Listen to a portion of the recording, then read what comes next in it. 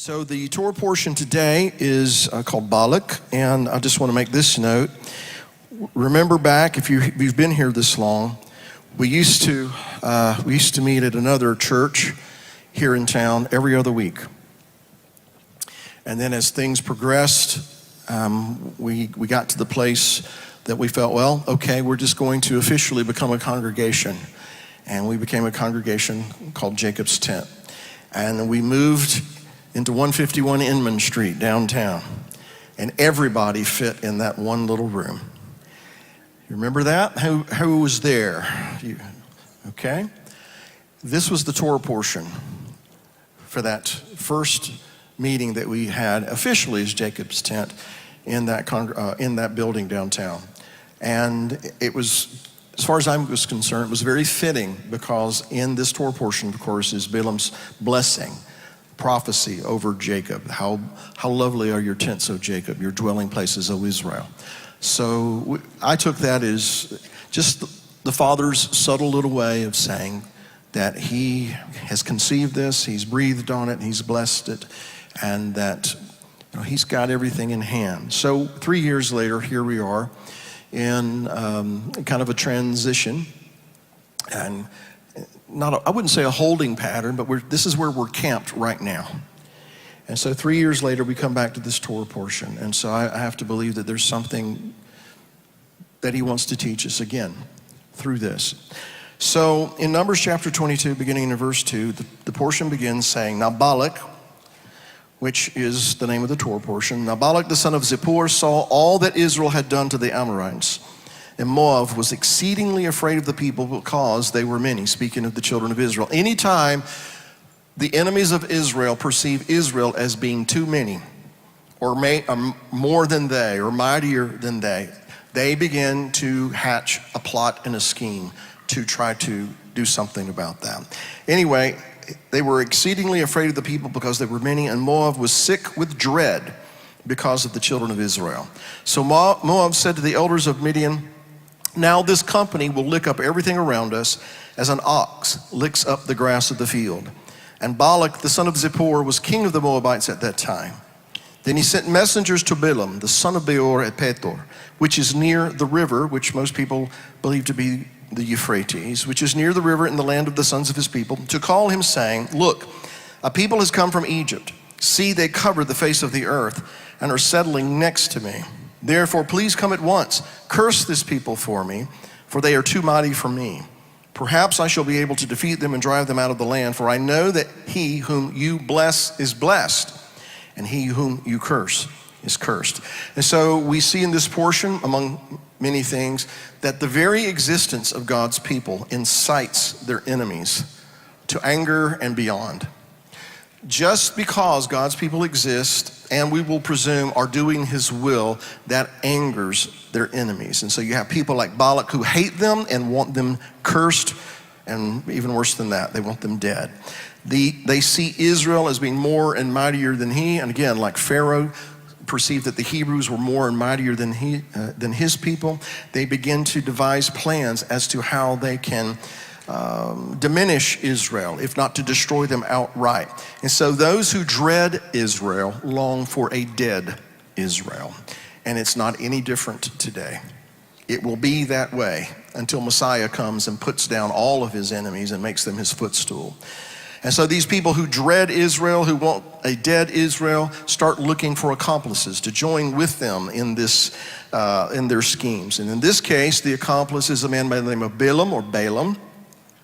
And this man, the accomplice, becomes more infamous than the guy who started this whole thing altogether, that is Balak.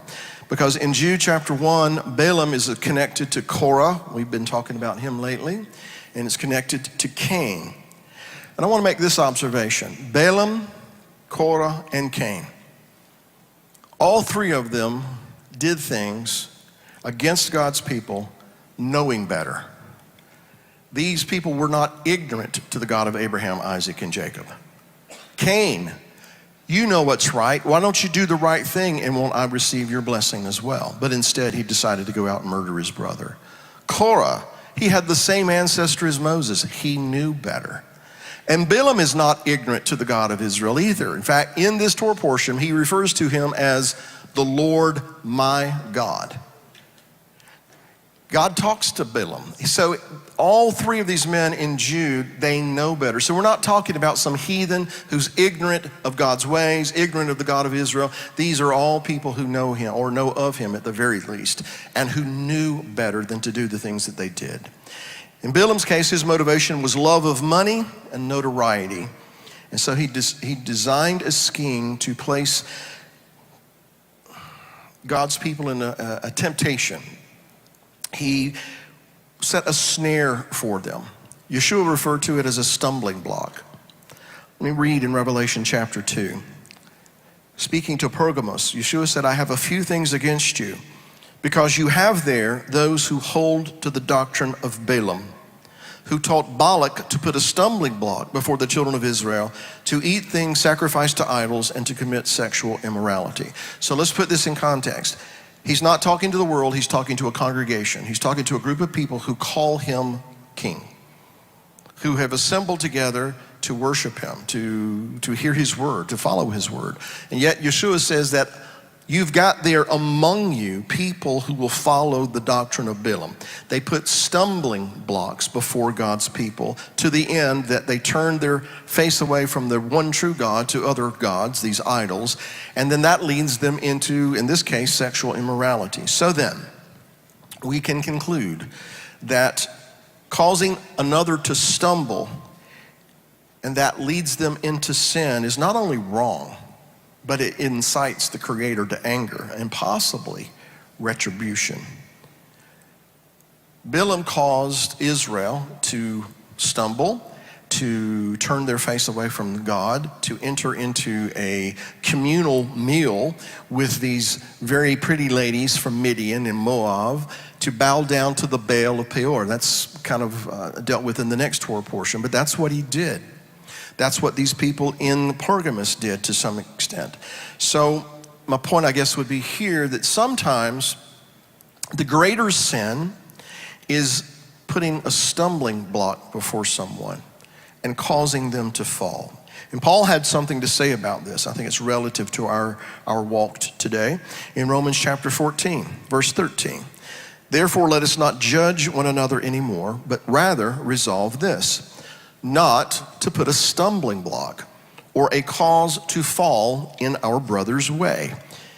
To the Corinthians, he said this in chapter 8 of 1 Corinthians, beware lest somehow this liberty of yours becomes a stumbling block to those who are weak. And so here's a summary of that. Causing others to stumble because of your choices or my choices is a serious thing. I'll say it again. Causing someone else to stumble and then to enter into a sin because of a choice I made is a very serious thing. And that is why we have to be very, very careful, especially when we advertise that we are his. We have to be very, very careful about what we say, how we say it, who we say it to, what we do, what we don't do, because someone's always looking. Someone's always observing. Someone's always paying attention. And so when they're observing, and if our actions are poorly chosen to the point that it causes a negative impact on their life, that's a serious thing. Well, I have the right to say this. I have the right to do this. It may be that you do. But Paul makes the argument that just because you have the right to say something, just because you have the right to do something, this liberty of yours he refers to, just because you have the right to do it doesn't mean it's right to do. And especially if it causes someone else to stumble. Well, they'll just have to get over it. Try that out when you stand before the bema of the Messiah and see how that works. Because he may have something to say to us that we'll just have to get over. So let's keep it in mind. Now, recognizing this idea that the doctrine of Balaam is casting a stumbling block, causing others to fall and fall into sin. Recognizing this, there's some things that in this story that are very hard for me to come to terms with, to understand fully. An example, When Balaam is initially visited by these emissaries from Balak, and they're bringing all this gold and a promise of notoriety and all these things, he is told flat out, don't go with them. Don't do it. Let's read it in verse 12. And God said to Balaam, you shall not go with them. You shall not curse the people, for they are blessed. And so Balaam arose in the morning, and he said to the princes of Balak, go back to your land, for the Lord has refused to give me permission to go with you. So they go back, they take the report. Balak says, well, I'm going to send more guys, and guys that are more notable, more honorable than the first group. And so he sends them back to try to persuade him. This time, God allows him to go with them, but he was only to speak the things that God told him to speak. Verse 20, if the men come to call you, rise and go with them. But only the word which I speak to you, that you shall do. So here is one of the things that to say I have a problem with it may not be the right way to express it, but it puzzles me. Why at first does he say, don't go, and now he's saying, okay, go, but just say what I'm telling you to say. And that puzzlement is compounded by the fact that immediately after this, God's anger is aroused because he went. So he's telling him to go, but he's getting mad because he's going. I mean, did anybody else see it that way? It's just, okay, you told him to go, but why are you mad that he's going? Then, add to that the angel is standing in the way with sword drawn, ready to take him out. Why? The night before, here's what Balaam had said to these men in verse 18. Though Balak were to give me his house full of silver and gold, I could not go beyond the word of the Lord my God to do less or more. So, on the surface anyway, it sounds like that Balaam is very dedicated to doing the right thing. He's only going to say what God tells him to say. He's not going to go beyond that. And he even refers to the Lord as my God, his God. And so he has some kind of relationship. I mean, how many of you have told somebody, wait here, I'm going to go over here and talk to God? And then God shows up and starts talking to you. How often does that happen to you? Some of the pious people are like, well, no. So what's going on? I've got these questions. I've always had these questions. So the only thing that makes sense to me is this. God knows something that we don't. He's aware of something going on here that we're not aware of as we're reading the text. It only becomes obvious later on in the story because God's looking on the heart of the man, not just listening to what comes out of his mouth. I want to say that again. God's looking on the heart of the man and not just listening to what comes out of his mouth. So then as the angel's standing in the way, here's what it gets even more bizarre. The donkey, and I'll use the New King James word. Anyway, the donkey sees the angel with sword drawn. He runs into the field. This angers Balaam. He strikes the animal, and then the donkey is going to go another way, but the angel gets in front of him there, and he's not going to let him pass. He's standing there with sword drawn, and then the animal runs into a wall, and that crushes Balaam's foot, and he's really mad now. But I'm one of those people, when I read these things and it makes specific details, makes us aware of specific details, I have to ask the question, why did you find it necessary to point out that his foot was crushed? And so, maybe that provides a clue as to what is happening. So in Proverbs chapter 1, it says this beginning at verse 10, my son, if sinners entice you, do not consent. If they say, come with us, let us lie in wait to shed blood. Let us lurk secretly for the innocent without cause. Let us swallow them alive like Sheol, and whole like those who go down to the pit. We shall find all kinds of precious possessions. We shall fill our houses with spoil. Cast in your lot among us. Let us have all one purse. Come curse this people for me. I added that. My son, do not walk in the way with them. Keep your foot from their path, for their feet run to evil, and they make haste to shed blood. So in other words, maybe the scripture points out to us The fact that Balaam's foot is crushed against the wall is because God knew that his feet were running to evil. God knows it. It's not evident to us as we're reading the story, unless we're reading it for the 100th time, but initially that doesn't come out. It seems like he's going to do the right thing.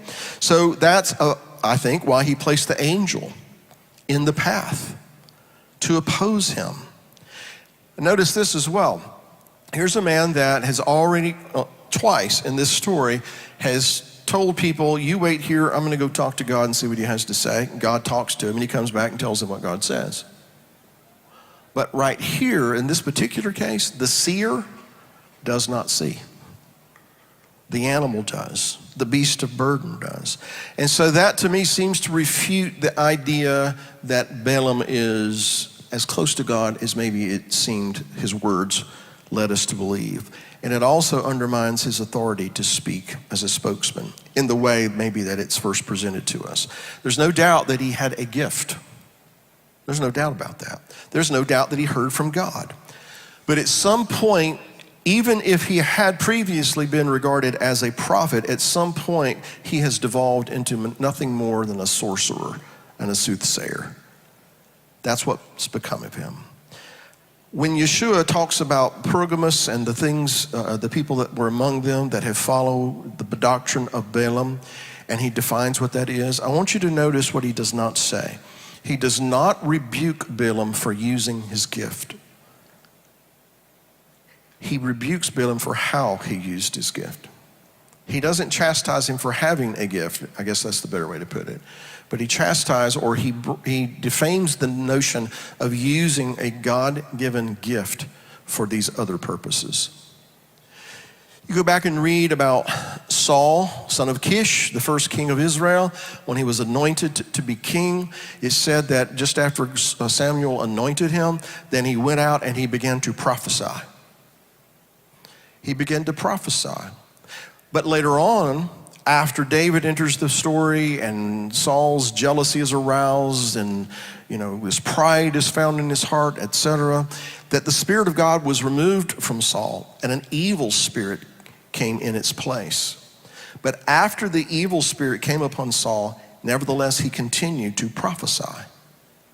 It's just that the unction came from a different source, from a different spirit. So you see that there are people who have gifts, God-given gifts, but who can be misled, misguided, can devolve into other things and use those gifts for things that are not holy. Some can feign holiness and yet harbor darkness in their heart, a darkness that they're unwilling to surrender. And so there's a reason that we're told in Jude to be aware that these things go on.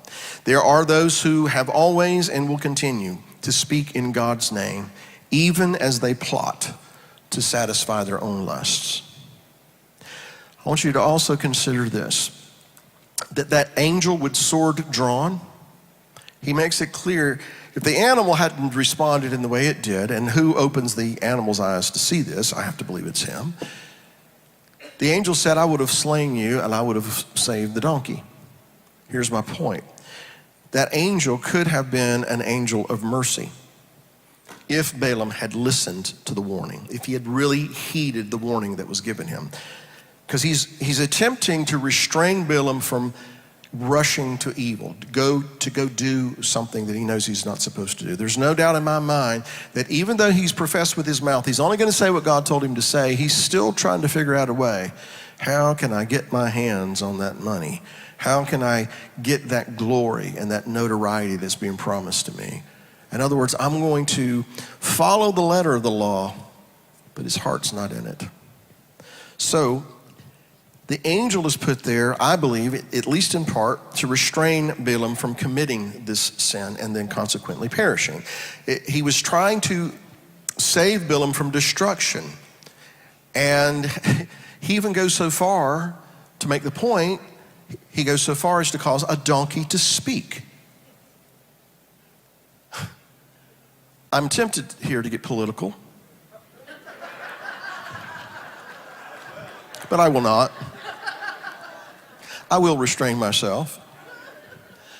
But he goes so far, I believe, hey man, I'm really trying to get your attention, so much so that I'm going to cause a donkey to speak.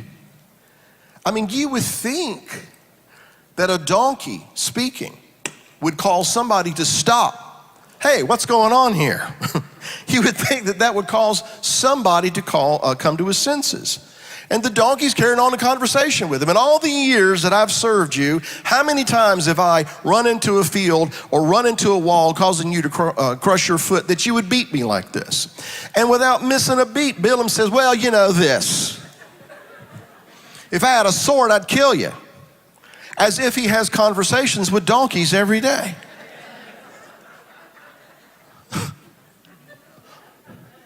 Now, there are people who believe, well, he must have been dreaming this. It says that he went with 2 servants. And every time somebody has a very significant dream in Scripture, God says in his word, and it was night, and they had a dream. Or the person reports, I had a dream. There's nothing that says that this was a dream. I have to take it at face value that this actually happened. And so again, a man is having a conversation with a donkey. And it doesn't cause him to stop and think, hey, maybe God's trying to talk to me.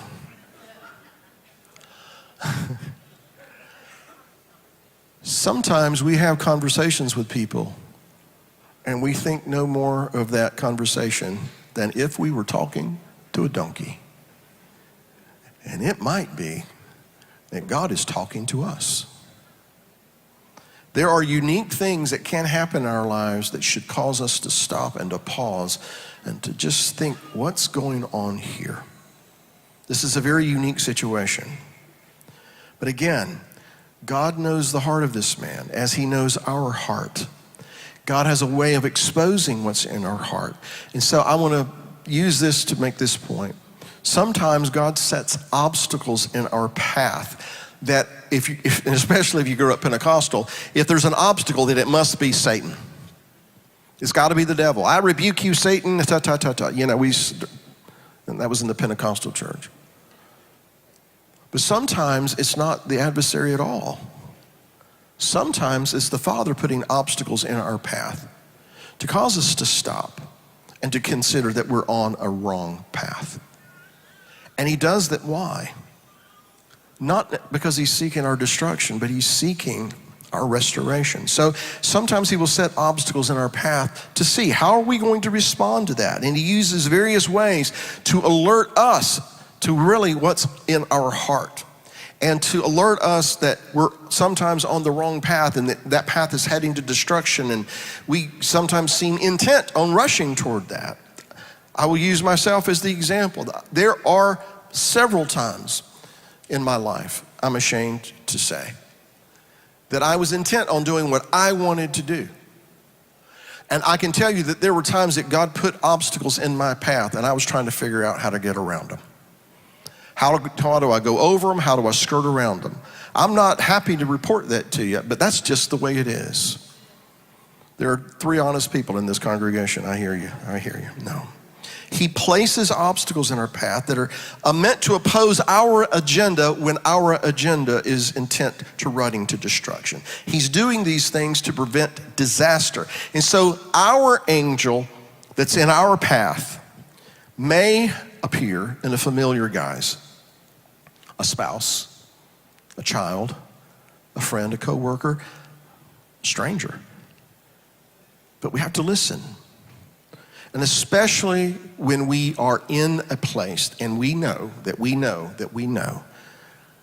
being tempted or we're in a situation that we want to do something, we know it's probably not the right thing to do or it's not the right scenario to be in. Now, if you've never found yourself in that situation, I will resign today and you come take over. So again, in this particular case, God went extreme. He got a donkey to talk, which then teaches us this. If God can get a beast to say what he wants them to say, why does he have such a hard time with his people created in his image and his likeness? Why does he have such a hard time with getting us to do what he wants us to do. Eventually, Balaam's eyes are open. He sees the angel, and then he starts having a conversation with the angel, like that happens every day. As far as I know, I have never seen an angel. I know that there are some people who see angels all the time. So they say. By the way, every time I've seen someone talking to an angel in Scripture, it's usually they are sore afraid. I think that's the way it's put, which means they are freaking out. Right? Anyway, back to the point. He starts having this conversation with the angel, and the angel reveals that the intention was to slay you and save the donkey as long as you were intent on going and doing what you're obviously deliberating in your heart. And here to this Balaam says, I have sinned. Now, if you're displeased with it, I'll turn back. I'll go home. Wait. If you are displeased, you had a donkey open up its mouth to talk to me. You have an angel with sword drawn. I would say, yeah, you're displeased. You're not happy with me right now. Maybe I should turn around and go home. In other words, I have to believe that Balaam knows that God is on to him. He knows what he's plotting.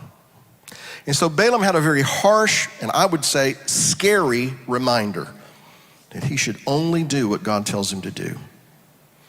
And he's also reminded, even though it's not stated so much, he's also reminded that he's already pledged that he's only going to do what God has told him to do. And so later on, when he gets over where Balak is and the pressure is on, it's a harsh, scary reminder that he either forgot or he chose to ignore when he was being tempted. So I say that to say this. Think back on your life and think about those times when the Father put an obstacle in your path, where he gave you a scary, maybe even kind of harsh reminder that he knows you. And he knows that some of these inclinations of our heart, some of these things that we have tendency to fall into, he knows how destructive they are, and the times in your life that he may have set obstacles in your path to remind you, you're mine, you're only to do what I say to do. Don't do those things. They're destructive. Think about that. Think about all the things that you know God has dealt with you about. And consider that maybe he has put, at times, roadblocks in our path or stones of stumbling in our path. And of course, we just read how the doctrine of Balaam is to cast a stumbling block before people. But the difference here is that when God does it, it's not to provoke us to sin. It's to provoke us to turn away from sin, to provoke repentance, to promote restoration, to say to us, you're on the wrong path. You need to change course. And so then, here's the question I'm leading up to. I admit it, I know, I can remember some of those, but then I had to ask myself this question: how many of those warnings have I forgotten? Worse, how many of them have I chosen to ignore? So God help us to remember those warnings. God help us to remember those gentle little nudges. He says, you're on the wrong path. You don't need to think that way. You don't need to be doing this. You don't need to be there. You don't need to be around them. All those things that he's subtly talking to us about. And sometimes he has to get a little intense with us. And then sometimes maybe he uses a donkey.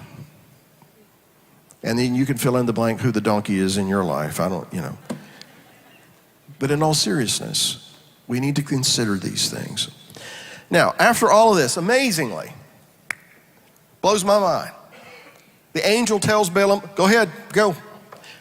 Just remember, only say the things that you're told to say. And so I have to ask why. Why did he let him go on beyond this point? I mean, he was ready to slay him. Why did he let him continue? He knows what is really in his heart. He knows that he's struggling with this. He knows that there's a weakness there. So why does he allow him to go into this situation? One reason could be that he is intending to use this man to bless Israel, and that may be the reason or part of it. Yet in the end, that same man who blesses Israel is going to cause great harm to come to Israel by casting this stumbling block before the people. So again, why? Why would he allow that? And so I'm going to make a suggestion to you. Perhaps it's this, that there are times that God places us in certain situations just to see what we will do. To see if we desire to overcome our weakness rather than giving into our weakness. Maybe he puts us in situations to see what we will do if we are given an opportunity to have power, authority, influence, etc. Maybe he sometimes puts us in that situation just to see what we're going to do, to allow people to have latitude, give them a little space, and see how they're going to respond, and so reveal what they would do in certain situations. To make the point biblically in Deuteronomy 8, Moses tells Israel, the reason you wandered in the wilderness and you experienced hunger and were fed with manna was because God wanted to see if it was in your heart truly to do his will and to keep his commandments. So he will put his people in those situations just to see how they're going to respond. So with that thought in mind, I'm going to turn the corner just a bit. There is a rabbinic question that arises in commentaries that focuses on this.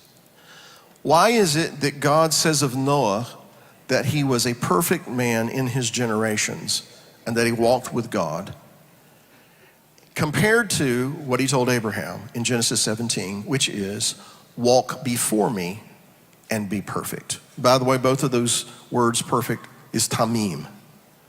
So Noah, it says he was perfect, or tamim, in his generations, and Noah walked with God. Abraham, he says, walk before me and be tamim, be perfect. And so they raise this question, why the distinction? Why the difference? And the answer is given in a parable. I'm going to share that with you very briefly. It's the parable of two sons. There's an older son that is very focused, goal-oriented, driven, disciplined, and has, in the process of growing up, demonstrated that he hears what his father has to say. He responds to what his father has to say. He can be given responsibility. He can be entrusted with more. He's demonstrated that again and again and again. He has a younger son that not so much. He hears what his father says, and then he goes and does what he wants to do. He's impulsive. He acts and then he thinks, rather than the other way around. And so he can't entrust this particular son with too much because he is so impulsive. And he is liable to get into mischief. Not because he's a bad kid, it's just that he's a very curious kind. And so one day, the father decides that we're going to go to town and I'm going to take my sons. Now, in town it's going to be very busy. The market's going to be filled with people. There's going to be a lot of distraction, a lot of things that people could, a young person could get into, could potentially get lost in the crowd. So the father takes the younger son, the one that's impulsive, the one that's more likely to be distracted and to wander off. He takes that son by the hand and he says, you walk with me. But to the older one, he says, you walk before me. The point is, he knows this one that he's got by the hand, that if he lets go of him, if he lets him get too far away, this one could get lost in the crowd because he's going to be, intrigued by all of the sights and sounds. But the one that walks before him, he's already demonstrated that he'll listen and he'll do what I ask him to do. Now, he's not going to take his eye off of him. He's just going to allow him to walk before him. So the idea is that there are people in the kingdom, there are people in the body, that the Father knows them. He knows their strengths, he knows their weaknesses, just like you know your children. You know among your children, there are those that are more like the first son, and there are those children that are more like the second son. But whichever one they are, you love them, you adore them. There's nothing you wouldn't do for them. It's just that you know them and know what they can be trusted with and not, because you kind of have a good idea based on what you've observed so far, what kind of a person we're dealing with here, and what's in their heart, what their strengths are, what their weaknesses are.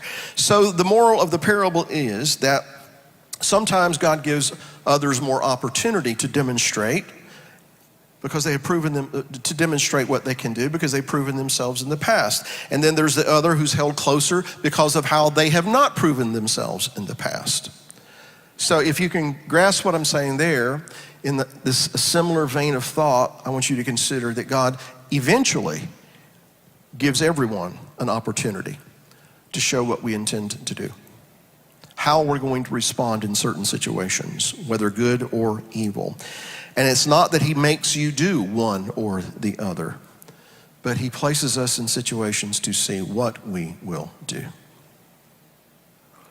Some wonderful things came out of Balaam's mouth. He blessed Israel.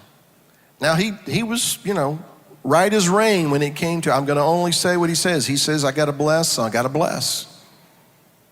And if he had left it at that, everything would have been okay. But there are other things that came out of his mouth after that, because he was still struggling, apparently, still dealing with this desire to have this glory and to have these riches. And that resulted in the stumbling block that he and Balak and Midian and Moab cast before the children of Israel. So all of that is going to bring me to this point. John chapter 12, and you're going to think, what in the world does this have to do with anything? But in John chapter 12, verse 1, it says, Then 6 days before the Passover, Yeshua came to Bethany, where Lazarus was, who had been dead, whom he had raised from the dead. And there they made him a supper, and Martha served, but Lazarus was one of those who sat at the table with him. Then Mary took a pound of very costly oil of spikenard, anointed the feet of Yeshua, and wiped his feet with her hair. And the house was filled with the fragrances of the oil.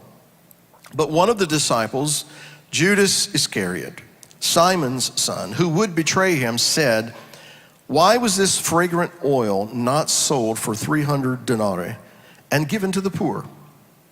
And this he said, not that he cared for the poor, but because he was a thief, and he had the money box, and he used to take what was put in it. But Yeshua said, Let her alone. She has kept this for the day of my burial. For the poor you have with you always, but me you do not have always. And so there's a few things that are important I think we need to bring out here. First of all, previously, 6 chapters before this one, Yeshua has already told his disciples, I chose all 12 of you, and one of you is a devil. And of course, he's referring to Judas. He doesn't say that at the time. John records that, but he doesn't name names. He just says, I chose all 12 of you, and one of you is a devil. Now, there's no way you're going to convince me that Yeshua didn't know who that devil was. My point is, he knew this guy had weaknesses. He already knew what was in Judas's heart. And nevertheless, knowing this, take note that Yeshua had him carry the purse with all the money in it. I want you to think about that just a moment. Knowing what kind of man this was, nevertheless, he allowed him to keep the money. And so I have to ask, why? If he knew he was a devil, then I gotta think he knew he had sticky fingers. He knew he had these weaknesses. And so why did he let him carry the purse? While we're on it, let's ask this question. Was Judas born to fail? Was Judas born just to fulfill a prophecy so that God could make a point? Did Messiah set him up to fail? Did he know this guy's a thief, and so I'm going to give him the purse because I want him to fail? Did he put him in that situation just to make him an example? That does not resonate with me because that does not seem to speak in harmony with what I know of our Father's heart. So maybe it's this. Maybe it's he didn't cause him to be born just to fail. Maybe it's Not that Yeshua put him in that position just to make an example of him and set him up to fail. Maybe it's that Yeshua put him in a position knowing his weakness, but putting him in a situation to see what he was going to do when he came face to face with who he really was. In other words, to see if he would overcome his weakness or would he give in to it. Think about that. To some degree, he put Judas in a position of influence. He's carrying the money. If they eat, it's because Judas has been keeping up with the money. He's put him in a position, to some degree, of power and influence. And I'm going to argue it was to see what he would do. To see if he would do the right thing, overcome those weaknesses, or give in to them. And in what we just read in John chapter 12, I want you to notice this, that when Judas raised his concerns about the cost of this ointment, how the proceeds could have been given to the poor, Yeshua did not call him a liar. He did not call him a hypocrite.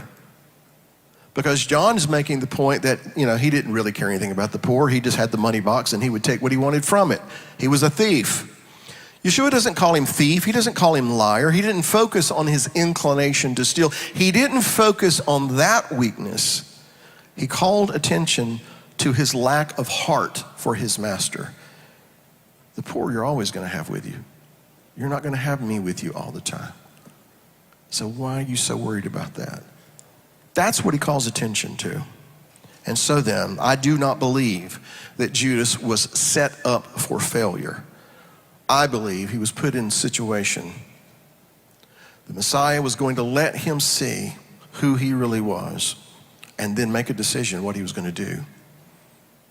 To see if he would fail and fall into that weakness or to strive to overcome it. And so then, you've heard me say this from time to time, but I thought I'd expound upon it a little bit today.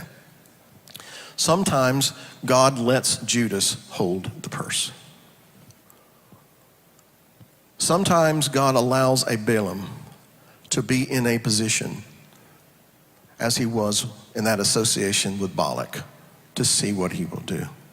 Not because I believe he has necessarily destined someone to do the wrong thing. He knows what's in their heart. He knows what they're likely to do, which again is exactly why he's telling Balaam over and over and over, don't say anything other than what I'm telling you to say. And if he's telling him, you bless them, you don't curse them, then it stands to reason he would not be happy with casting a stumbling block before them to cause them to fail and to bring a curse upon themselves. But here we have an example of someone, he follows the letter of the law, but he misses the whole intent of it because of things that are going on in his heart. So again, it seems to me that there are times that God will allow Judas to carry the purse. Not because they are necessarily destined to be Judas, but maybe he just wants to give them opportunity not to be Judas. And I know, but the prophecy says this and the prophecies say that and this was to happen. I know all of that, but I can also show you other prophecies in Scripture where things were going to happen and yet people had choices to make. Let me give you an example. Does the text not tell us that it was prophesied that the Messiah would suffer and be put to death and all the things that happened? Is that true or not? It wasn't a trick question.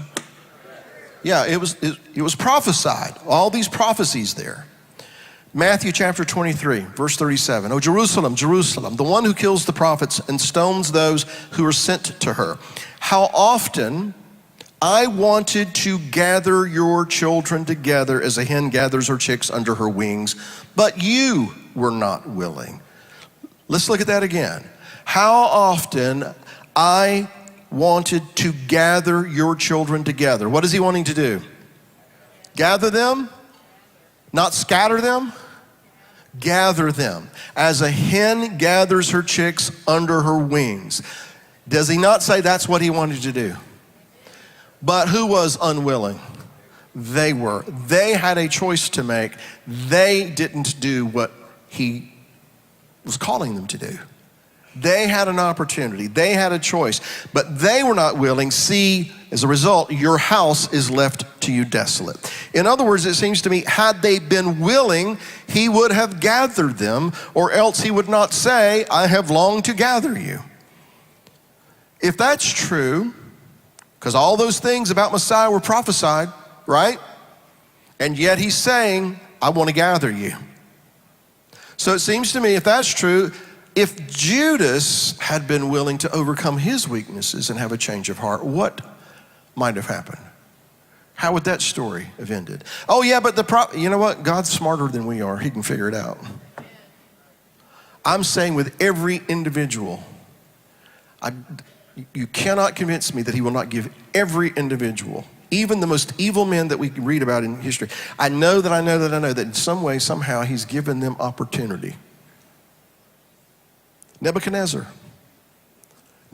comes in, surrounds Jerusalem, tears the city down, tears the temple down, kills men, women, children, carries off temple treasures into Babylon, puts them in the house of his God. He's all puffed up, he's all proud.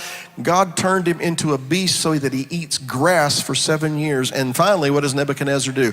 You're God. He humbled himself. So do you hear what I'm saying here this morning? Had Judas been willing, who knows, maybe things would have turned out different. Had Balaam heeded the warnings that he had been given, maybe things would have been a lot different. And so I have to say this, it's very important that we heed the warnings. Me, you, all of us. As subtle as they may be, as bizarre as they may be. What was that conversation all about? And anytime you think you're having a bizarre conversation, remember Balaam. Okay? How important is it that we heed those alerts and those warnings and those things that he says to us that are reminding us you're headed down the wrong path or you've got a wrong mindset, that's something you should be involved with. Those are people you shouldn't be associated with, et cetera, et cetera. How many times does he have to tell us? And so if we would heed warnings, maybe things would turn out for the better. And I'm not saying that we have not. I'm just, as we go forward, as we live life, these are lessons that we need to remember and not forget and not ignore. So as a person, each and every one of us, all of us, at some point or the other are going to be tried in certain situations. We're going to be placed in situations, and sometimes it might be to see what we're going to do. It might not be that we're given power or influence, authority at whatever level. It might not be that we're given that as a reward. Could be. But it might be that as much as a reward, it is a review. A review to make sure we have learned lessons of the past and to make sure that in certain situations we're going to continue to do the right thing and what is righteous. Because in those kinds of situations, right now, our response could determine not only our future, but the future of others as well. So if you are given any kind of power, any kind of authority, any kind of influence, and there's not a person in this room or on the live stream who does not have some kind of influence in someone else's life. There's not a person here who does not have some kind of power, we'll use that word, to influence someone else's life. And that includes those of you who are 12 and 13 and 14 and 15 and 16 and 17 who are chatting among yourselves right now and not really paying attention to what's going on. So there's a warning. Heed it. But that includes you. Because when you are talking amongst yourselves and cutting up and chatting and looking on your phones and not paying attention to what's going on, you are having influence on the guy sitting next to you. And it might be that that person really needs to hear what's being said. And so how many of us will have to stand before our Maker and give an account of the fact that we were just cutting up one day and that influenced another person not to pay attention, and that made all the difference in their destiny?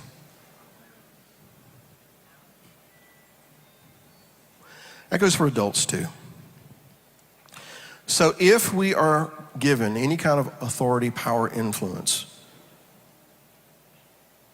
we need to be careful how we use it.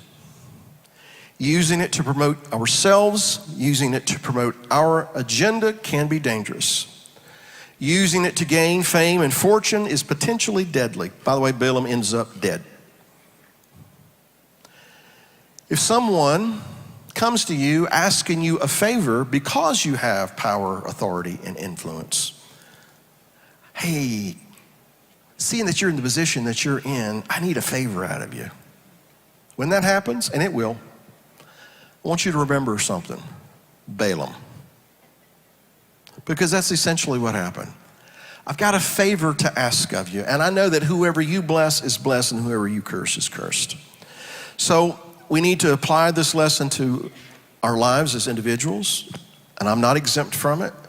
Every one of us need to remember this. But we also need to apply this lesson to our congregation at large. Because as a congregation, we're going to be tried. We have been tried. We are being tried. It will continue. We're going to be placed in situations as a congregation to see what we're going to do, what we're not going to do.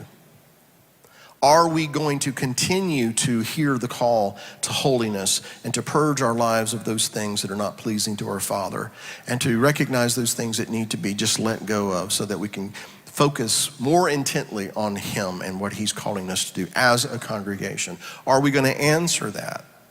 Are we going to respond to that? We're going to be placed in situations as an assembly to determine what we're going to do, what we're not going to do, what are we willing to do, where are we not willing to go. He's going to find out. And so those decisions, those responses that we have can influence people, good or bad. It can will determine the future of this assembly. And it could determine, to some degree anyway, the future of other people and their lives. So as we consider this, we need to be very careful how we use the favor that God has bestowed upon us.